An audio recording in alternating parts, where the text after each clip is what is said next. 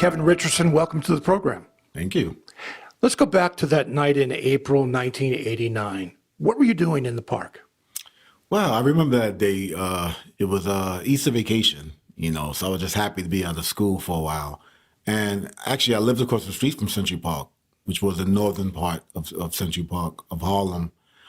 So we was on Easter vacation, and I went to the park because I seen kids going there, and I just wanted to join the kids, not knowing what might happen, but I just wanted to be a part of something at that time. And I had a friend of mine that actually passed away, and he told me, "Don't go, I feel something that's funny about it."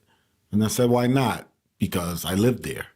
But then when I went in, I didn't come home for 7 years later. It was dark, right? Very dark. What was the weather like that night? Was it a warm night? It was spring. It was spring. It was a nice day. I remember exactly what I had on. I had a nice, spring jacket. I had my Easter clothes on. I was happy. I had some clothes I could wear that my mother brought me that she worked hard for. So when did you know that something was wrong? Okay, so when I first went into the park, it was many kids there. It was about 20 to 30 kids, whom I never seen before. But in the area, I just seen them in passing. When I seen someone get attacked on a tandem bike, it was a couple on a tandem bike, then I realized this is not my cup of tea right here. So I decided to go home.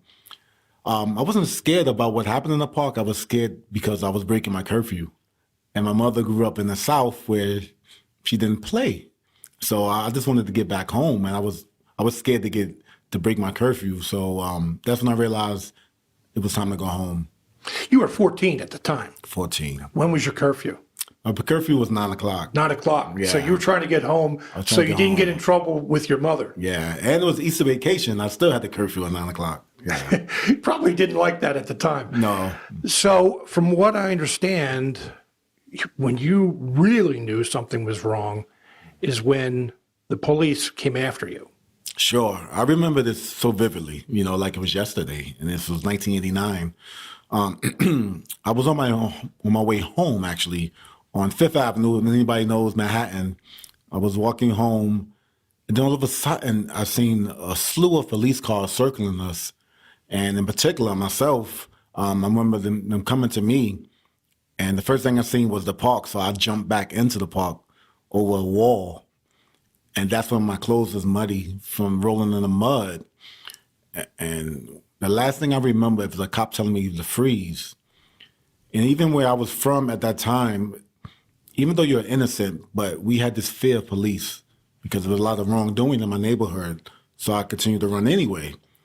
And the last thing I remember that I woke up and I was in a police van because I was knocked unconscious. So they took you to the police station and they started questioning you. What was the tone like?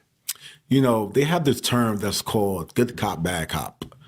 And when I first went into the park originally, I'm like, okay, I'm going to come home because they said they was going to give us a desk appearance for family court for an unlawful entry in the park and rioting, just being there. So I thought, okay, I'll be home in a few minutes. Those few minutes turned into a few hours, which turned into 3 days.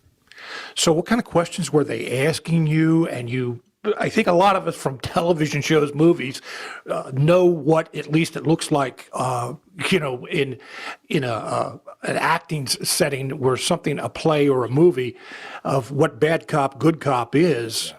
Is it like that? I mean, what were they doing? We all been watched our episodes of Law and Order and CSI, but this was a real life situation. And here I was, 14 years old. Don't look like the way I look now. I was very small, very fatigued, very small. And sort of slowly about what happened in the park, we don't know. The questions start to get a little bit more stern because the cops was not getting what they want. And first of all, neither one of us knew about anything about what happened. We just knew about a couple of events in the park. But as time went on, we could see that it went from one cop to two cops. Then they had the best of New York's detectives in one room, questioning a minor, which was a violation in the first place. Did they let you know that you could get a lawyer? when we were young, we heard about Miranda rights, right? But we never experienced it. So quite honestly, when I was young, I really didn't know what that meant. And I talk about it now. I kind of chuckle about it, but it wasn't funny at the time. I was like, who's Miranda?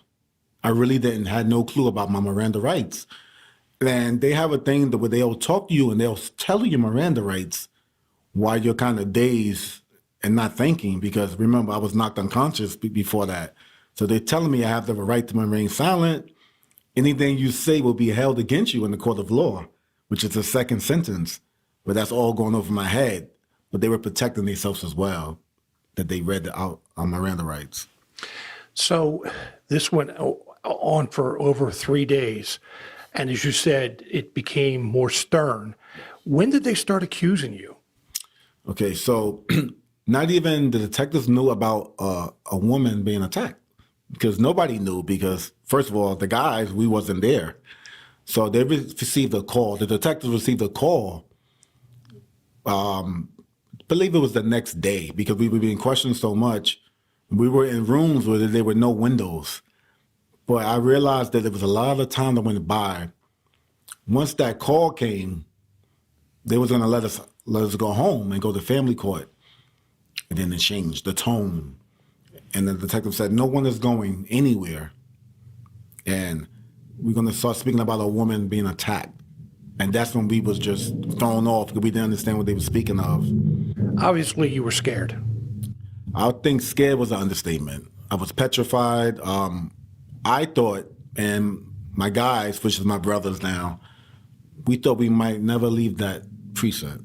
Because first of all, we was not under parental guidance, and we were 14, 15, 16 respectively. So it's a term I use that it felt like it was a nightmare that I couldn't wake up from. Did they get physical at all? Yes. In what way? For me, and now I know about the other guys as well, because now we know what happened to each one of us. But for me, first I was hit with the police helmet, and then there was a lot of pushing, shrugging, a lot of profanity being used, some language saying that we know what happens to in the Rikers Island with sexual to scare you with predators. that, right? Yeah, and you don't want to go there. And all I remember that I just wanted to go home. And as days went on, I just thought, please let this be over. And at this time, maybe it was in the second day of questioning, and we went to 3 different precincts. And I was like, is this going to end? And at that time, we wanted to tell them whatever they wanted to hear. And then when you look back at our statements and our videotape confession, it doesn't make sense. And it almost felt like we were being coached. And it felt like multiple choice, because they would tell us, for example, where was the scene of the attack? And we would just pick one. And if we really read the transcript, it didn't make sense. But at the time, it was an election year in 1989, and cops had to meet the quota, and which means, they have to arrest a lot of people at the time, and we were the victim of that. So it was a whole slew of things happening within those 3 days. Those 3 days, what came out of it was the 5 of you confessed. Many people looked at that and said, okay, they have them dead to rights. Why did they confess? They wouldn't confess if they weren't guilty. Why did you confess? Yeah. And when I tell people this, right, picture yourself in a room with seasoned detectives towering over you.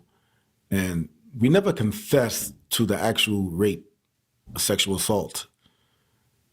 We all mentioned each other in it, because we didn't want to be involved in that, but not knowing, even stating that we already involved. So I know in my statement, I said this person was there, this person attacked a male jogger, which it didn't make sense because it didn't happen. But being there and being in a room for 3 days and thinking that your life is over, you would say anything. And adults would do this. So imagine children. And that's the thing, that they had children there, taking advantage of children. And that was the number one thing, that once they take control of your mind mentally, they have you. And they knew these word games, how to phrase it and how to make us very upset and very scared, So it became easy to them, but for us, it was very hard. So it goes to court. Are you thinking, I'm innocent? There's no way they'll get a conviction, that they'll find us guilty. Is that what you were thinking? So we saw this happened in 1989, and we were going court back and forth until the end of 1990.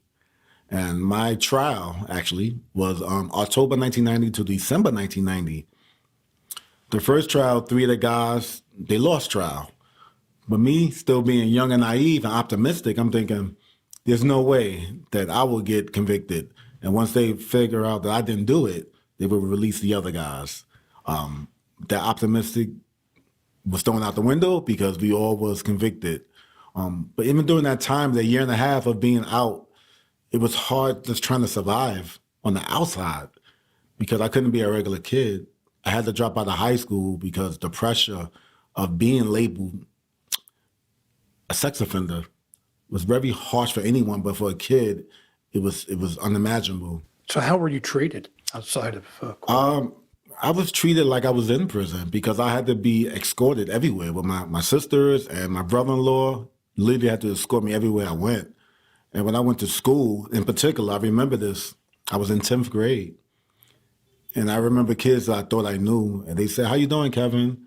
And as I walked by, I could hear the whispers saying, "He's a rapist." And just imagine kids. My daughter's in high school now. I can even imagine someone saying that to her, that she's did something that wasn't true. So I had the strength from within to get through it, to get through that process. So when you were convicted, it had to be a shock. I remember that day, and I talked to my sister recently about this, that we was on deliberations, and the verdict was about to be read, and I just left. My whole family went into the courthouse, and my family was saying, wait, Kevin. I just wanted it to be over. I didn't know where it would lean at, but I could realize at 16 at the time that it wasn't leaning to in our favor. But I just wanted to get it over with, whatever it was going to happen. And it turned out that I received a 5 to 10 year sentence. So you were incarcerated where? I started out in the juvenile maximum security, which it was a maximum security where all kids that some did crimes that was very offensive. And it was some kids that actually was innocent, but they were all put into one location in which they would say, quote unquote, the worst of the worst was in that prison. So I had to learn how to actually mature faster than expected. I was still young, but my physical features I grew, and I had to become a man right then and there, even though I was a kid, and that's why I started my sentence. And then when I turned 21, my 21st birthday, I was graduated to a maximum security prison for adults. And that was my birthday for 21. And I spent the last 3 years there. So I wound up doing 7 years in 3 prisons. Again, we all picture what prison is like, even the juvenile facility. Was it dangerous? I like to paint the picture. The first day, we all was going to this place called Spofford Juvenile Center in the Bronx, New York. As we got there, entering, we heard kids on gates inside the prison screaming, "We're going to get you." Because the one thing you don't want to be in prison for is 2 things: to be a sexual offender. The only thing that trumps that is child molestation. And those are the worst things to be in prison for, innocent or not. Just to have that under you, over you, wasn't a good thing. So I remember speaking to one of the guys that day, and I told him, all we have is each other. I really didn't know what that meant at 14, at the time. But I just knew that we had to, band together because we didn't have our parents. We just had each other inside that place. How did you survive? I survived for people starting to see me and realize who I am. When people started to see my character, then they thought there's no way this guy could do that. And when they started to see me every day, they knew that. And I think the way that my actions was, the way I carried myself, people started to respect that. And also, I grew. Inside, I'm a big teddy bear. But on the outside, I had to have this persona, this style for people that, do not mess with me. And it's something that I didn't enjoy doing, but because of my surroundings, I had to adjust like that. Had to really watch my back and make sure that nothing's happened to me. With the grace of God, I was okay physically. Mentally, no. And I have seen many things in prison happen to others that I wouldn't wish that on my enemy. And it was very hard to adjust to, but it happened. So when did you first hear the name Matias Reyes? Matias Reyes. The first time I heard of that name was when this was 2001, when they started to investigate Matias Reyes, my attorneys, because we found out that there was the real assailant that did the crime of a woman jogger. His name was read to us, and we was wondering, who is this guy? And back in 2002, they tried to tie his name into us and saying that we were one, which was untrue because we didn't know each other. So when we heard that name, we thought, wow, the truth could really come out? Will someone really admit to this? And then come to find out that he didn't have anything to lose because he was doing a life sentence. So that's when we heard the name Matias Reyes. And in 1989, he was also known as the East Side Rapist. And he was known for assaulting women in the 80s before the Central Park Jogger case. So that was his MO, that he used to do that to others. And that's why I became to know him. How long after that you heard the name and your lawyers were investigating him, were you released? Oh, wow. Well, I was released in 1997, but we were still fighting for the civil suit. So you were out of jail Yeah. by the time his name came up. Right. I was out of jail in 1997. The only two that were still in prison was Corey Wise and Raymond Santana. They didn't get released yet. So even though I was out of prison, it still felt like I was inside because I couldn't do anything. I couldn't adjust. So I felt like I was trapped inside my own home. So when we found out about Matias Reyes, I was actually working that night. And one of my best friends called me about this guy. And he told me, you heard about, they found a real guy. And I thought that maybe he was doing some type of sick joke that wasn't funny at the time, but it was actually true. One of the things that has gotten a lot of attention, especially since Donald Trump ran for president and was elected president, was that when this occurred, the attack, the rape, that he took out a full-page ad in the newspaper calling for the death penalty. And, a lot of people looked at that and said, okay, here's this businessman with a lot of money, he must have some credibility. What were your thoughts when you heard about that? How this individual even know our character, or know our family, or our upbringing to have that over our head, because he was the one that ignited the torch, ignited the quote unquote calling of the people to have us executed. And if he would have had his way, I wouldn't be here today speaking on my behalf, because the perception of us and the perception that he had that we were some type of gang or some type of cult that was going around doing things to people. So if he would have had his way, we wouldn't be here. And just for him to have the audacity to do that, because he had the strength and the power and the wealth and to be wealthiness to do that, it was shameful, to be honest. And then up until this day, even after the fact, we never received an apology for that. Do we care about it now? No. But if that would have happened in 2002, then it would have been a different situation. So you said that you still felt guilty even though you weren't in prison any longer. Did you ever stop feeling that way? When did you start feeling somewhat normal that, okay, I can work, I can get married, I can have a family, that it was somewhat normal? Yeah. I never felt guilty, but I felt like, really, to be honest, in 2002, when our case got overturned, we had that, quote unquote, the monkey off our back. And, the civil suit didn't matter to us. It was just that letting people know that we didn't do it. Because during that time, we were screaming that we was innocent, but it was like whispers to the world. We felt like no one was listening to us. But even since we were young, we were saying that we were innocent. But the outpour of the negative attention outweighed that, So, after 2002, we started to feel okay, it's going to go in the right direction, but we were wrong. Because even in 2002, there were people still doubting us after the fact. So it was shameful that we still had to fight for our innocence when we are actually innocent.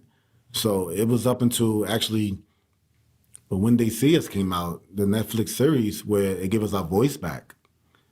But initially, when we first started, it was my good friend Ken Burns that gave us our voice back. And then as time went on, we became more vulnerable to it. So you realize, of course, I'm sure, that there are still people out there who probably think you're guilty. One of the reasons being that when Reyes was arrested and charged and convicted of this, it didn't get near the attention that it did when the five of you were arrested. What do you say to those people? It's some people that's, it's a phrase when people so stuck on the lies, they begin to believe it themselves. And as time went on, in the beginning, we used to think about that. But now we know, and I always say God knows, and our family, people that truly know us knows that it was impossible that we did it. Even if let's take out the forensics. Let's take out that there was lack of physical evidence. If you add that to it, there's no way possible. And I know one time when a woman was actually attacked, they showed in a park that it was only 4 footsteps. Her and Mateus Reyes, not 5, 6 teenagers. You would have seen so many footprints there. And for kids, I know for me as a teenager, and my daughter, there's DNA everywhere when she eats a sandwich. When there's crumbs everywhere, you're going to tell me 6 kids went and attacked a woman and nothing happened, no evidence whatsoever. So to people that still believe that or still do, because it probably is, God bless you.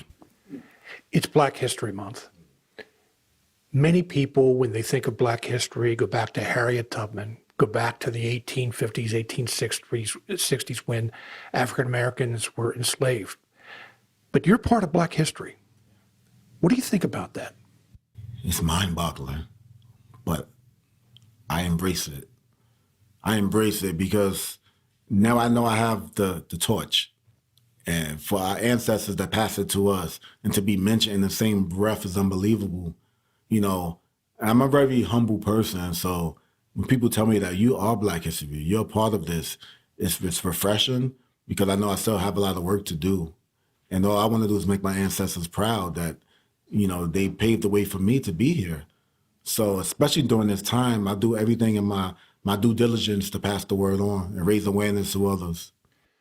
Do you think that one of the reasons that the five of you were arrested and charged and assumed to be guilty was because you were Black and Latino? Yeah, let's be clear. That was the absolute truth that we were people of color. And it's shameful that we're still dealing with that, even to this day. The struggle still continues. And during that time, it was the time to have, people of color, Black and Latino at that time, to be arrested for the situation because it was sexy at the time. It was the thing to do, And we don't want people to be not persuaded of that because it does happen and still do. And that was the main reason why. So my job today and my other brothers is to change the dynamic, to show people that we all are the same. We all have to be all put on our pants the same way. We all should be treated the same way. So that's something that we still have to work on. And, I'm optimistic, but I'm also a realist that we still deal with this. Kevin Richardson, thank you very much for being with us today. Thank you so much. Appreciate it.